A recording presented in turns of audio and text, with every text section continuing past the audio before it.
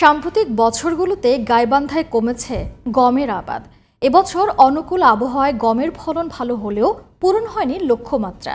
গম চাষ বাড়াতে স্থানীয় জাতের পাশাপাশি ব্লাস্ট রোগ প্রতিরোধী উচ্চ ফলনশীল জাত সম্প্রসারণে কাজ করছেন কৃষি বিভাগ।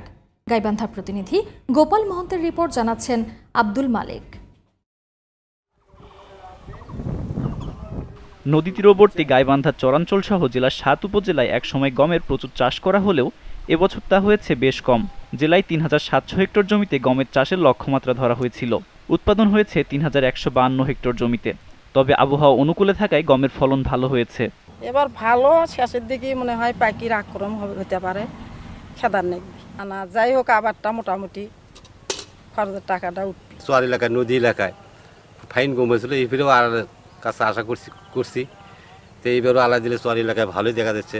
সাম্প্রতিক বছরগুলোতে খেতে ইঁদুরের আক্রমণ, ব্লাস্ট রোগ, সেচ বিড়ম্বনা সহ উন্নত জাতের বীজ সংকটে এ চাষে আগ্রহ হারাচ্ছেন কৃষকরা। দাম কম আর খরচের হার বেশি, কোনো কিষেন খরচ বেশি, সার খরচ বেশি, হালকা সব খরচই বেশি, বেলায়ও বেশি, যার জানে গমের আবাদটা তেমন মানুষ করতে চায় না।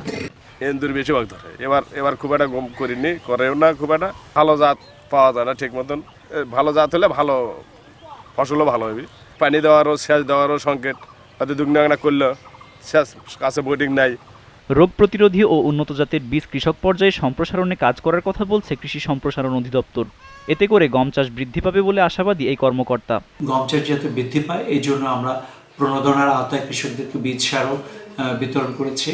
আশা করি যে এবারে যে অনুকূল আবহাওয়া, এতে করে গমের ফলন ভালো হবে এবং কৃষকরা এতে উৎসাহিত হবে। গম চাষে কৃষি সম্প্রসারণ অধিদপ্তরের পরামর্শ ও প্রযুক্তিগত সহযোগিতার দাবি কৃষকদের। Abdul Malik, GTV news.